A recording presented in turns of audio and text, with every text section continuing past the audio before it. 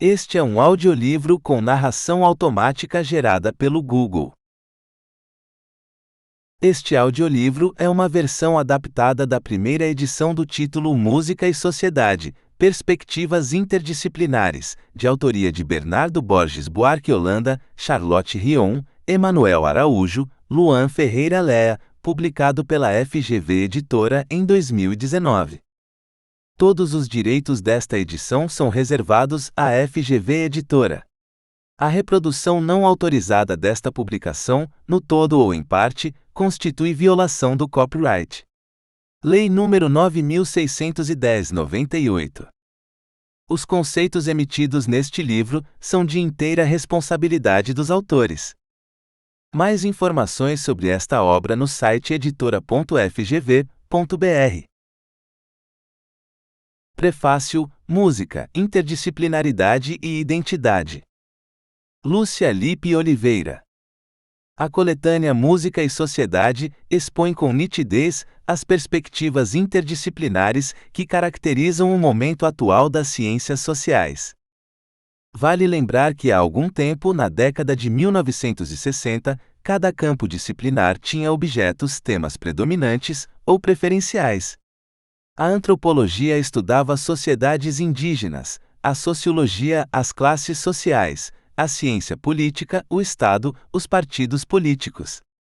Estou fazendo uma apresentação superficial da divisão de trabalho que marcava as ciências sociais, apenas para facilitar a compreensão da transformação ocorrida.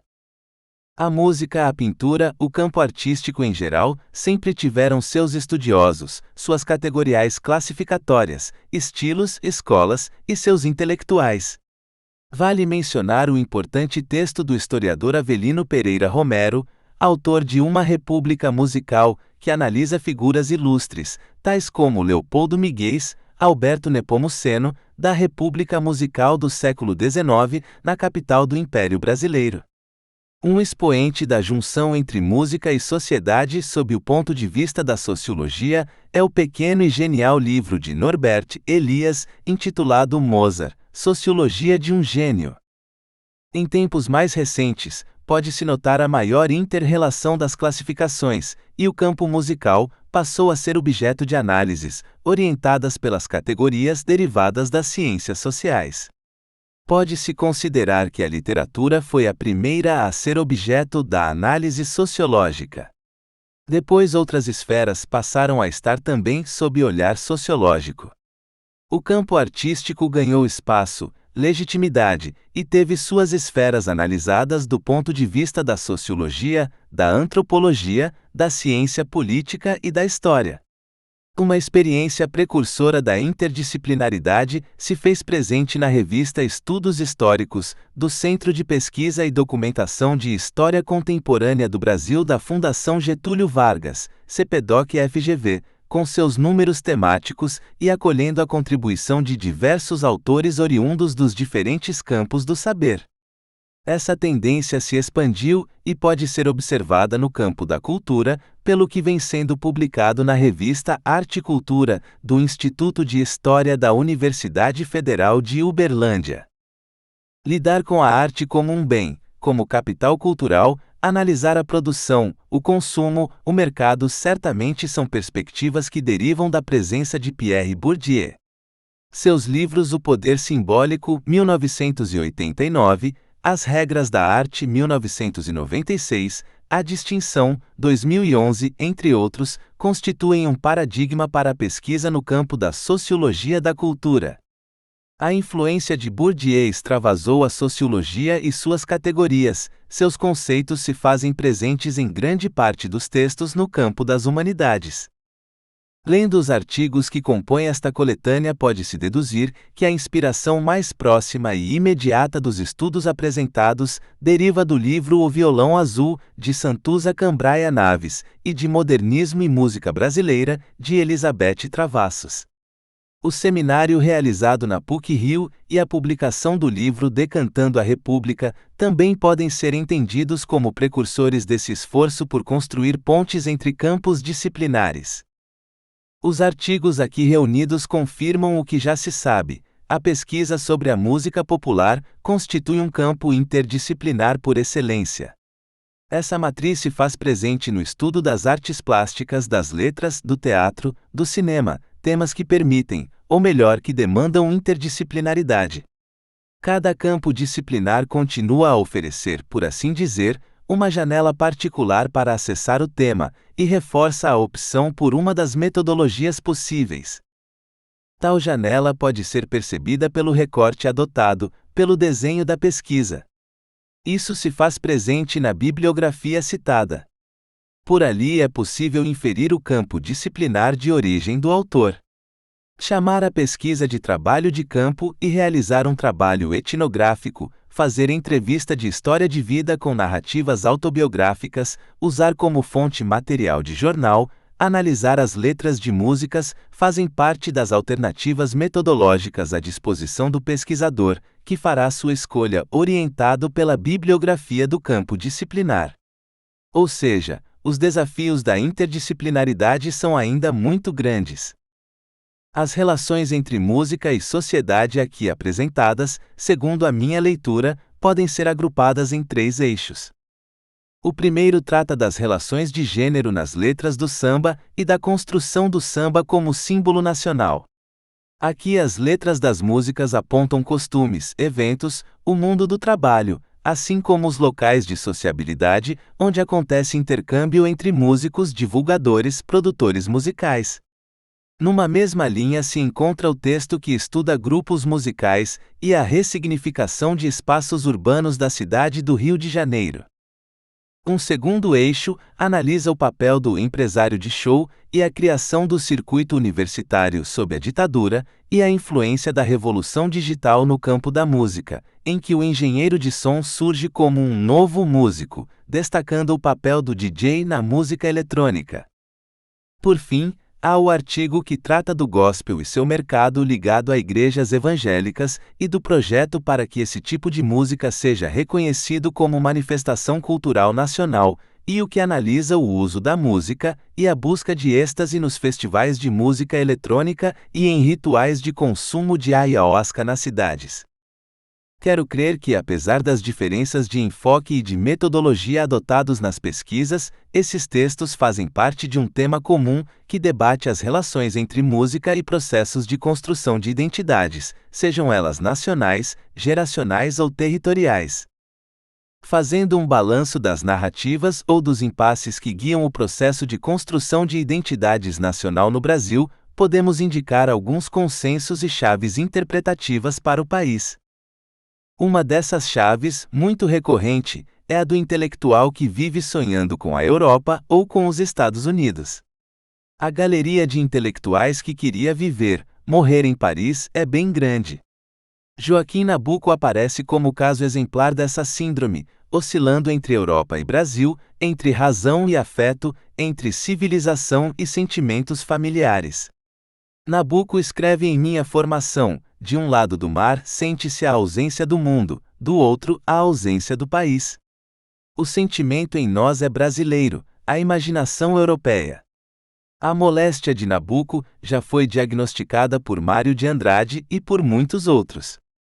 Não por acaso os modernistas paulistas procuraram reformar o olhar e os sentimentos para enfrentar o eurocentrismo cultural.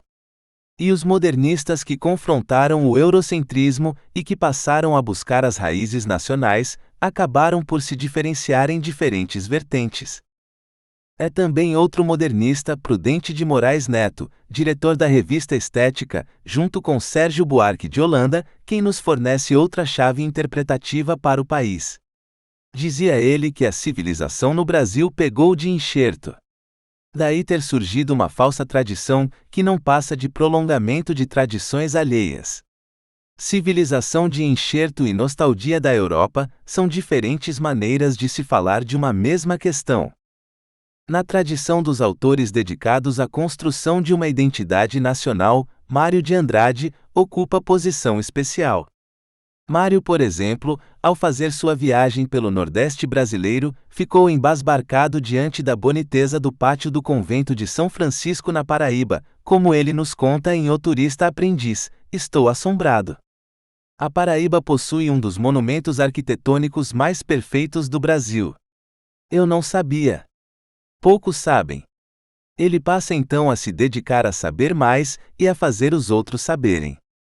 É preciso ressaltar a menção feita por Mário ao papel do estrangeiro na superação do complexo de inferioridade que vige na cultura brasileira. Atento à relação entre eles e nós, entre os ricos e nós, Mário de Andrade interpretou o reconhecimento norte-americano da arquitetura brasileira, por ocasião da exposição acontecida em Nova York, e da publicação do seu livro-catálogo Brazil Builds, da seguinte maneira: eu creio que este é um dos gestos de humanidade mais fecundos que os Estados Unidos já praticaram em relação a nós, os brasileiros. Porque ele virá, já veio, regenerar a nossa confiança em nós, e diminuir o desastroso complexo de inferioridade de mestiços que nos prejudica tanto. Já escutei muito brasileiro, não apenas assombrado, mas até mesmo estomagado, diante desse livro que prova possuirmos uma arquitetura moderna tão boa como os mais avançados países do mundo. Essa consciência de nossa normalidade humana, só mesmo os estrangeiros é que podem nos dar. Porque nós, pelo mesmo complexo de inferioridade, ou reagimos caindo num purquime-ufanismo idiota, ou num jeca-tatuísmo conformista e apodrecente. Ao mencionar o ufanismo idiota e o jeca-tatuísmo, Mário de Andrade está mapeando os desafios que se apresentavam ao intelectual brasileiro, ocupado com as questões da identidade nacional. Ou ele é um deslumbrado ou é um complexado. Uma questão central na construção de identidades tem a ver com a compreensão das origens. Envolve conhecer, compreender como foi lido, adaptado e acomodado no Brasil o acervo de ideias e práticas ocidentais transplantado para o país? Sendo o Brasil uma das nações que forjaram sua identidade sob o olhar estrangeiro e segundo padrões da cultura metropolitana, esta tem sido uma questão-chave ao longo da história e da construção de sua identidade. No Brasil, ou se afirma que nada muda ou se afirma a cada momento como novo. Vivemos como se o novo não existisse, ou como se o novo brotasse do zero. Em ambos os casos vivemos um profundo preconceito contra as origens. A República Brasileira durante o século XX foi chamada de República Velha e de Nova República. Fugindo da dicotomia mencionada, há outra aposta na cultura brasileira, aquela marcada pela hibridação e pela reciclagem do acervo cultural colocado em interação no Brasil. Esse cadinho permitiu a construção de produtos originais, resultantes da capacidade de apropriação seletiva das diversas matrizes culturais. Da arte religiosa barroca, a literatura de Machado de Assis, a música de Villa-Lobos, a pintura de Cândido Portinari, o cinema de Glauber Rocha, a literatura de Rubem Fonseca, a arte de Hélio Oiticica e de Lígia Clark são exemplos entre outros da originalidade universalista da cultura brasileira, mencionados no livro. Independentemente do mimetismo ou da originalidade da cultura brasileira, é possível organizar um roteiro que sinalize autores, livros e instituições memoráveis, que certamente compõem um cânone da cultura brasileira. Capistrano, Alencar, Euclides Machado, Nabuco, Lima Barreto, Mário e Oswald de Andrade, Sérgio Buarque, Gilberto Freire, Caio Prado, estão entre os que fizeram leituras sobre o Brasil e deixaram para as gerações seguintes importantes reflexões sobre o que é ou deveria ser o país. A missão artística francesa, as viagens científicas do século XIX, o Instituto Histórico e Geográfico Brasileiro, as faculdades de Direito e Medicina, a Academia Brasileira de Letras, os manifestos e revistas do modernismo, o Serviço do Patrimônio Histórico e Artístico Nacional, as universidades, o Instituto Superior de Estudos Brasileiros, os Centros Populares de Cultura, os grupos de teatro Arena e Opinião, são alguns dos espaços culturais que compõem as instituições a serem lembradas. Cada geração, cada estudioso pode acrescentar outros autores, outros livros, diminuir o peso de um ou de outro, lembrar o que foi esquecido, mas de certo terá de reconhecer a relevância do que já foi entronizado em um panteão nacional. Nos anos 80 e 90 do século XX, houve um certo embaralhamento ou suspensão dos padrões até então em voga na construção da identidade nacional. A dicotomia nacional versus internacional e o nacional-populismo entram em colapso. O rompimento de matrizes até então inquestionáveis produz inseguranças quanto ao futuro e ao presente. É então que se parte para novas releituras dos passados. As relações entre sertão, região, nação e mundo se alteram com a ampliação do internacionalismo do capital e das organizações não governamentais. Em vez da nação unitária, o local, a etnia, a família, o grupo etário, o grupo consumidor, as redes. Mesmo com a pluralidade de pertencimentos, ou melhor, por causa dessa pluralidade, as lembranças, a memória, o que se esquece, o que se lembra não esmorecem. Ao contrário, tudo isso passa a fazer parte da vida cotidiana e se explicita inclusive nas letras da música popular brasileira. Vou fechar este texto citando dois compositores. O primeiro, Chico Buarque, que expressa a identidade nacional e o valor da música para vencer o baixo astral. O segundo, Paulinho Mosca, representante de outro momento da história, no qual há menos investimento em uma unidade nacional e mais ênfase na necessidade de construir pontes, em fomentar diálogos. Chico Buarque em Para Todos, de 1993, vai dizer: o meu pai era paulista, meu avô pernambucano, o meu bisavô mineiro, meu tataravô baiano. Logo a seguir faz referência ao mestre e maestro soberano, Antônio Brasileiro, ou seja, a Antônio Carlos Jobim Brasileiro de Almeida. E continua explicando como a viola o redime e lhe permite se defender contra fel, moléstia, crime, contra solidão agreste. Contra fel, moléstia, crime sua solução é use, vá de fume, cheire, beba, é tiro certo, tome palmas para. E segue a lista de compositores da música popular brasileira: Dorival Caymmi, Jackson do Pandeiro, Ari, Vinícius, Nelson Cavaquinho, Luiz Gonzaga, Pixinguinha, Noel Cartola, Orestes, Caetano e João Gilberto. Erasmo, Ben Roberto, Gil e Hermeto, Edu, Bituca Nara, Gal Betânia, Rita Clara. Essa listagem fantástica só é possível porque vou na estrada há muitos anos, sou um artista brasileiro. Em outra música e gravação ao vivo, Bancarrota Blues, Chico fala que sua alegria por ter nascido no Brasil se deve à sua ligação com a música e os músicos brasileiros. Vale notar que se Chico se define como seresteiro, poeta e cantor, Gilberto Gil em entrevista se autodefine como mascate, ao se referir a seu papel trazendo e levando ritmos de origem africana que se encontram esparramados pelo mundo. Gil se mostra mais contemporâneo, mais antenado com o planeta Terra. O tempo contemporâneo apresenta uma variedade de estilos, de músicas, de variedade, de biodiversidade cultural, que se expressa no mote: o Brasil não é mais aquele. Em cada um desses tempos há um jogo entre memória e história, entre lembranças e esquecimentos. A biodiversidade cultural fala exatamente de diferenças. São muitas as diferenças conhecidas e reconhecidas entre os seres humanos. Podemos falar da diferença de traços físicos, temperamentos, trajetórias. Também é possível notar diferenças de idade, gênero, etnia, nacionalidade, cultura. Falar das diferenças, aceitar as diferenças, conviver com as diferenças. Para que isso seja possível é preciso construir pontes, fomentar diálogos.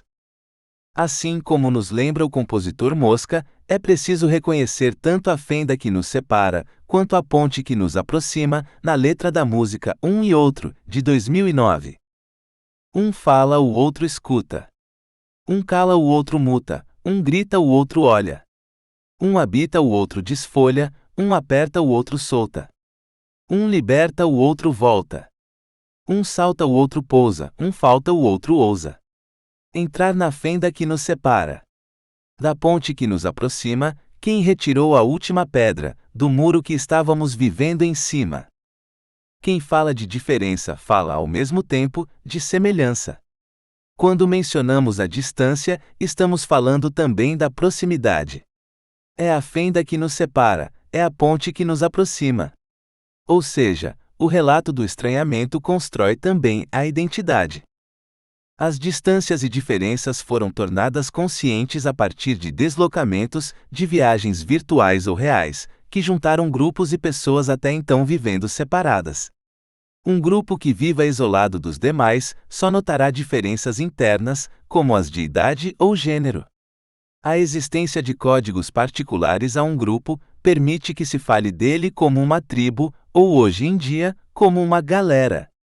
Foram os contatos derivados dos deslocamentos que permitiram conhecer diferenças na maneira de falar, na forma de comer e de se vestir, na forma de escolher parceiros matrimoniais, de educar filhos e lidar com os velhos, na forma de enterrar os mortos.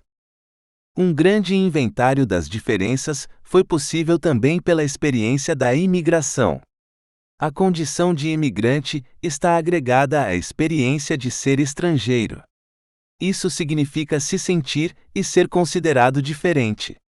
O grau de estranhamento depende de muitas variáveis: o lugar de onde se veio, as razões da imigração, a situação de viajar em família ou só, a existência de contatos com patrícios que já moram na nova terra.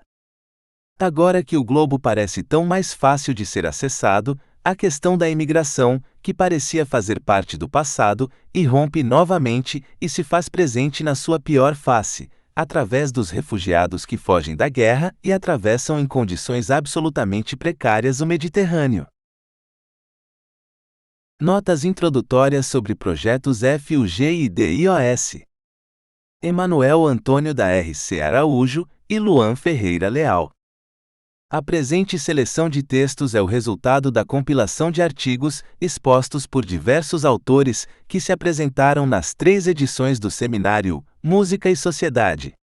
Enquanto cursávamos Ciências Sociais no CPDO-CFGV, sentimos necessidade de procurar temas mais específicos para desenvolver pesquisas individuais. Ao refinarmos as lentes para a observação de manifestações culturais, conferimos que nossa real paixão era pesquisar a música popular e sua interseção com processos sociais. Esse nosso interesse nos fez perceber que, embora cursássemos disciplinas de sociologia da cultura, ainda não havia um debate profícuo sobre música popular dentro da nossa escola de graduação. Ao observar a lacuna, ficamos surpresos ao notar que havia certa dispersão no universo de pesquisa dedicado à música popular em outros espaços de ensino e de produção acadêmica. Esta reunião de textos é mais um indício do processo de crescente preocupação com estudos sobre música popular nas universidades brasileiras. Os dados mais recentes apontam para o surgimento de grupos de trabalho dedicados a essa temática em eventos de áreas de estudos das artes, da comunicação e das ciências humanas. Nossa preocupação, assim, passou a incidir sobre a construção de um espaço para o debate metodológico sobre formas de pesquisar música popular, principalmente em trabalhos com perspectiva interdisciplinar, a respeito dos objetos fugídios. Por essa lacuna no campo de estudos, concentramos esforços para pensar que a música popular se situa em zonas limítrofes da produção acadêmica, ou seja, ela pode ser analisada por um olhar interdisciplinar, sendo pertinente a conjugação de métodos, abordagens conceituais e teorias de 2 ou mais áreas. O melhor espaço para aproximar pesquisadores seria um evento no modelo de seminário. Por isso foi criado o projeto Música e Sociedade. Em 2011, ocorreu a primeira edição do seminário Música e Sociedade.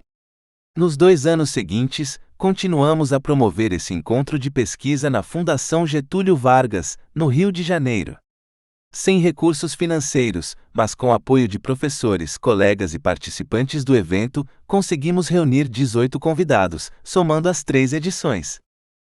Nossa proposta, evidentemente, levava em consideração o crescimento de estudos sobre o tema em departamentos de História, Sociologia, Antropologia, Comunicação, Letras e Música. Ainda assim, observávamos como principal ausência o debate metodológico sobre as formas de pesquisar esses objetos construídos de maneira interdisciplinar. Situada em zonas limítrofes da produção acadêmica, entre História e Antropologia, Música e Letras, A música popular como tema e objeto serve para pensar práticas interdisciplinares de pesquisa e retoma questões centrais no pensamento social do Brasil. Organizamos em 2011 a primeira edição do seminário Música e Sociedade, evento que aproximou diferentes gerações de pesquisadoras e pesquisadores, vinculados a instituições universitárias fluminenses, a partir de dois eixos norteadores, um articulando modernismo, nacionalismo musical e música popular, outro frisando a importância dos diálogos musicais da contemporaneidade. Promovemos a segunda edição do evento em 2012, animados pela pertinência dos debates sobre a canção, em contexto de emergência do conceito sonoridades. Em 2013, por fim, a terceira edição contou com uma mesa redonda que permitiu situar diferentes objetos pertinentes aos caminhos interdisciplinares nos estudos sobre música popular. A interdisciplinaridade não deve constituir uma nova área de estudo, que seria caracterizada pelo hibridismo, pela abolição de fronteiras e pelo ecletismo teórico-metodológico. A relevância da perspectiva interdisciplinar para pensar a atividade intelectual concerne a construção de pontes que articulem e aproximem temas, abordagens e técnicas de pesquisa. O debate já é vasto na bibliografia sobre epistemologia nas ciências sociais e na história, mas vale ressaltar alguns aspectos que tornam esse tipo de empreendimento intelectual ainda necessário. Construir pontes para tratamento interdisciplinar em pesquisas que lidam com música popular se tornou, portanto, a meta mais relevante do projeto Música e Sociedade. As 3 edições do seminário Música e Sociedade, bem como esta reunião de textos, tinham como objetivo principal fomentar diálogos entre diferentes tradições intelectuais de reflexão sobre música popular, encontrando convergências e tecendo diálogos pertinentes. Reunimos os 7 textos aqui publicados em 2 eixos, o primeiro articulado a partir da questão comum que relaciona mercado e identidade, e o segundo, da experiência urbana como forma de observação de práticas culturais. Para concluir esta breve apresentação, agradecemos a quem se dedicou a participar das edições do seminário Música e Sociedade e também a quem se envolveu com este projeto editorial. Procuramos todos os nossos convidados, mas alguns já estavam comprometidos com outras atividades acadêmicas e não puderam aceitar nosso convite. Desejamos que o público tenha uma leitura agradável dos textos reunidos na coletânea Música e Sociedade, Perspectivas Interdisciplinares, e que em breve consigamos promover outras iniciativas para descobrir novos ângulos de análise. Grande parte da inspiração para o seminário Música e Sociedade foi resultado da leitura de textos de Elizabeth Travassos e Santuza Cambraia Naves, convidadas respectivamente para a primeira e para a segunda edição do seminário Música e Sociedade. Carlos Eduardo Sarmento, nosso professor e coordenador de curso no CPDOCFGV quando o evento foi criado, também incentivou nossas pesquisas individuais, nosso fascínio pelos estudos sobre música popular e a realização do evento. A edição desta coletânea também é uma forma de homenagem a Santuza, Elizabeth e Sarmento. Bloco 1. Música, Mercado e Identidade. Apresentação. Bernardo Buarque de Holanda. O primeiro bloco desta coletânea apresenta um apanhado instigante da produção acadêmica contemporânea, que tem a música por escopo.